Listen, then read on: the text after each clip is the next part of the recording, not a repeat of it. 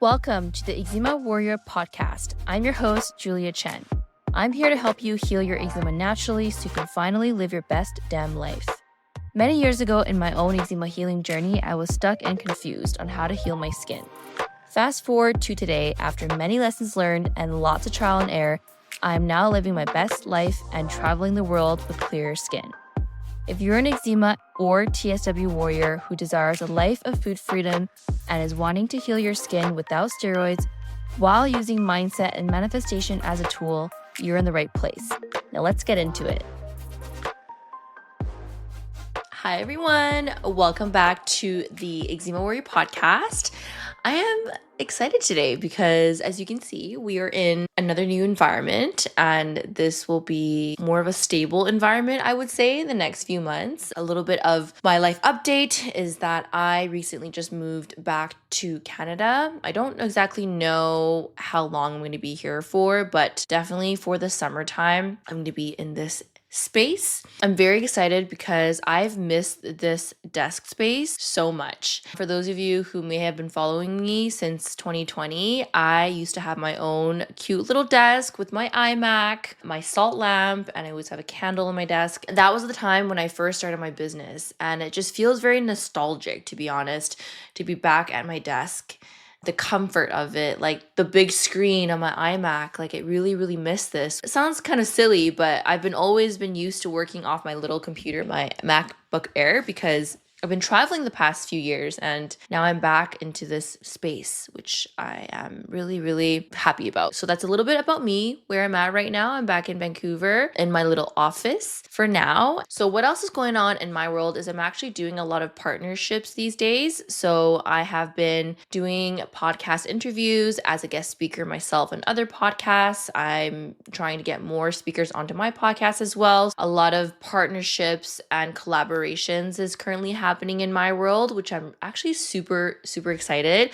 I've just started getting back into this over the past couple months, but I'm really honing in the next few months to do more of these. As I'm expanding my practice and seeing patients outside of eczema, which I've been doing now over the past year, I want to work with other practitioners and people in the space who don't necessarily have experience in eczema, because the skin is connected with all other systems in the body, which actually today's episode we're going to talk about. Bring more experts and other people who have knowledge around not just eczema, but other health conditions can be really helpful on this podcast, as well as just my audience in general. So I'm really excited about that. Doing some networking events, meeting other entrepreneurs, putting myself out there, if you will, which is something that I haven't really done for a long time because I've been always just working online and being remote and just doing everything on my own. So yeah, very excited. That's basically a little bit of an update as to what is happening. I'm in Vancouver. Anyone who is from Vancouver and you want to connect, I'm happy to do coffee chats. I'm happy to meet up in person. Something I've really missed is like that human connection with people that you don't really get that much as an online business owner. So anyways, with that all being said, let's get into today's episode. I am very excited because I don't think I've actually talked about this topic. Today, we're diving into the episode about the gut-skin emotion connection. Specifically, I want to talk about the science of the gut-brain-skin connection,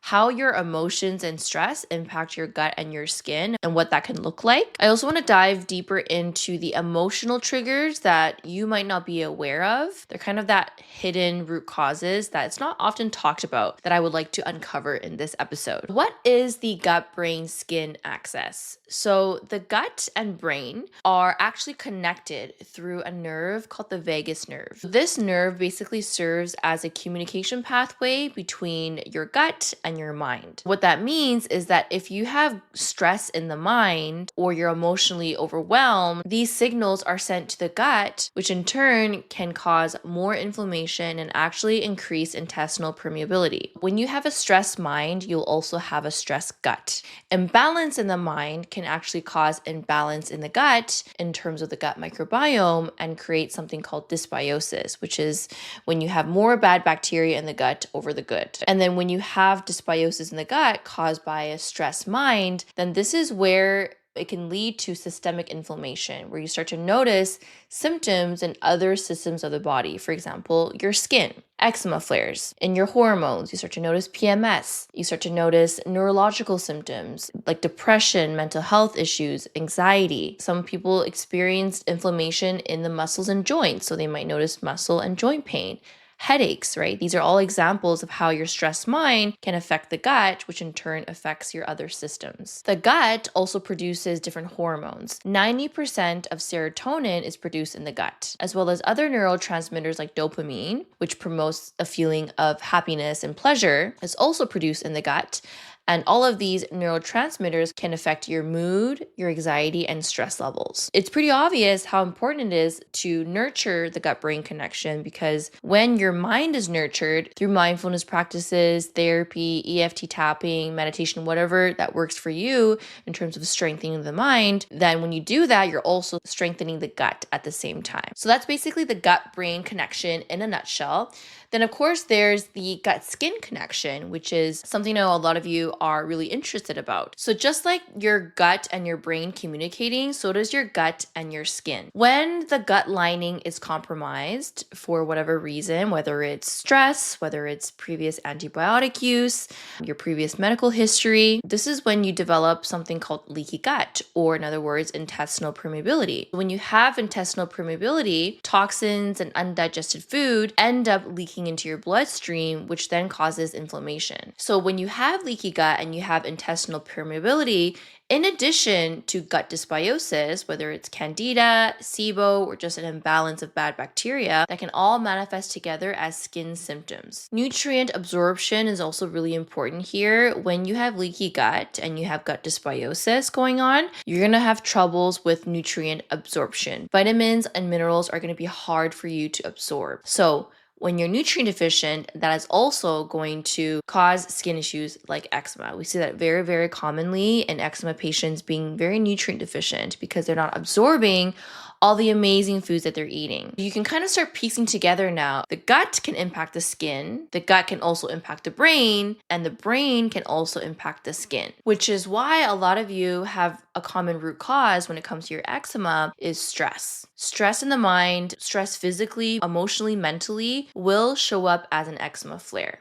And this is exactly why, right? Your gut, brain, and skin are all interconnected. They're constantly communicating. They're constantly sending signals to each other. So when one of them is imbalanced, the other will also be imbalanced as well. This is why your emotional well-being is so important when it comes to your healing journey. It's not just about your emotions related to the things that you deal with every day, which is your work, your relationships, your day-to-day things, right? It's actually your emotions around your healing journey, because a lot of the times in your healing journey, you are so involved in it, right? Your mind is constantly thinking about your skin, thinking about your gut, thinking about your symptoms, thinking about what to do, wondering when you're going to heal, wondering what the next step looks like. So it's like your whole world is revolved around your healing journey, which, to be fair, we totally understand.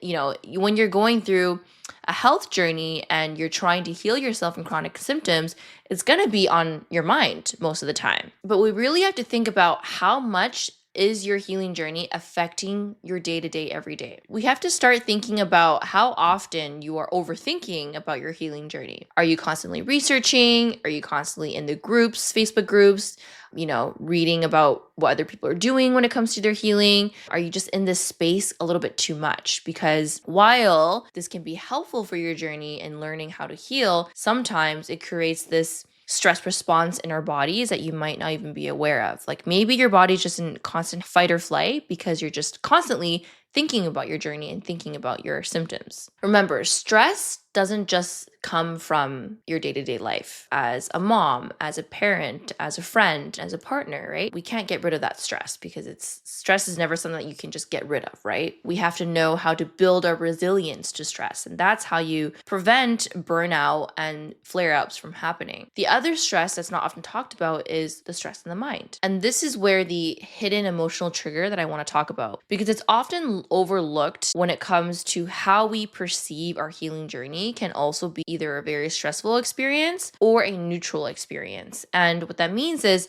I want everybody to see their healing journey as a neutral experience. You have a neutral relationship to your food. There's no negative relationship with food. You have a balanced approach to your healing journey without feeling like you need to control, without feeling you need to be perfect. And what's interesting that I've seen in my practice with a lot of my clients, it's not the things that they're doing that's not healing them, because for the most part, a lot of people are doing their best to heal.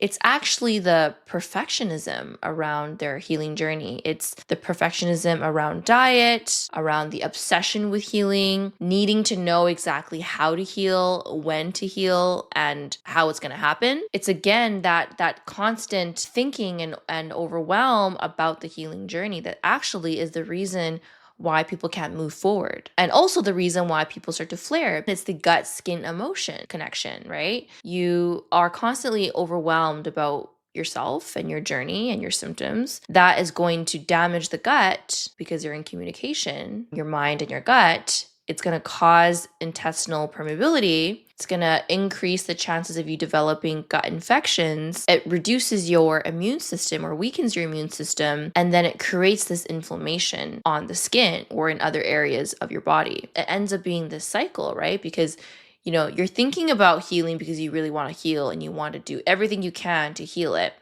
But if you lean too much on that side where it becomes obsession and perfectionism, it will backfire and you actually see less healing. As a practitioner who is in this holistic space, I want to empower you guys to find balance. So important, because balance is what is able for you to have sustainable healing. If it's all or nothing mindset, if it's this way or the highway, or it has to be this diet, or it has to be this perfect, it's never going to give you long-term results because you're always going to feel like you need to do more. A lot of the work that I do with my clients is, the strategy is super important, the protocol, the diet and supplements important for sure, but it's actually uncovering some of these emotional triggers around their healing, how they feel about their diet, what are their thoughts when they eat a particular food. If they have a meal that has sugar in it or has gluten in it, do they frame that as bad? Do they have anxiety? What is the mindset around not only their diet, but their entire healing journey? Because if there's any sense of perfectionism, control, negative mindset, obsession, a harsh inner dialogue with your healing journey, then that is the first thing that we want to start to work on before we start healing the gut with the supplements, changing their diet. Your body needs to feel safe in order for healing to happen. If you are in a constant state of fight or flight and worry and overthinking and the ifs and the buts and the whens, then even though you're doing the right things when it comes to your nutrition and your lifestyle, your body doesn't fully feel safe for the actual healing to happen. So if you take anything away from this episode, I don't want to go too long into the episode because I'm trying to keep them short and sweet. I want you to start thinking about how your emotions can be impacting your healing. Have you been going through some things in your life with your relationships, with your work and career that is negatively impacting your healing because you're overthinking about it, you are burning yourself out, and it's affecting the healing of your gut, it's creating more dysbiosis, intestinal permeability, whatever that looks like for you.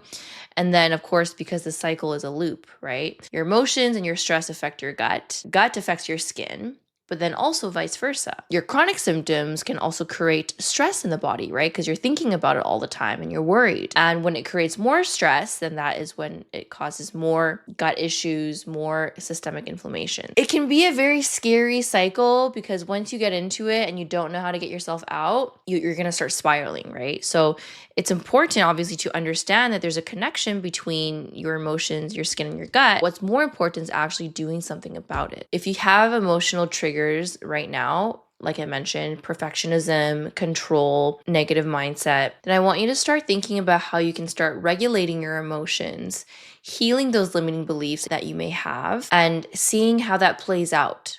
Because that just might be the breakthrough for you. And we see it a lot in practice. It's less about the diet, less about trying to eat healthy and do all the things. It's more about understanding how you feel about your journey, really tuning into your emotions and your body, and asking yourself, how do you really feel about your healing journey? Do you have anger towards it? Do you feel frustrated? Is there a sense of control? Is there perfectionism?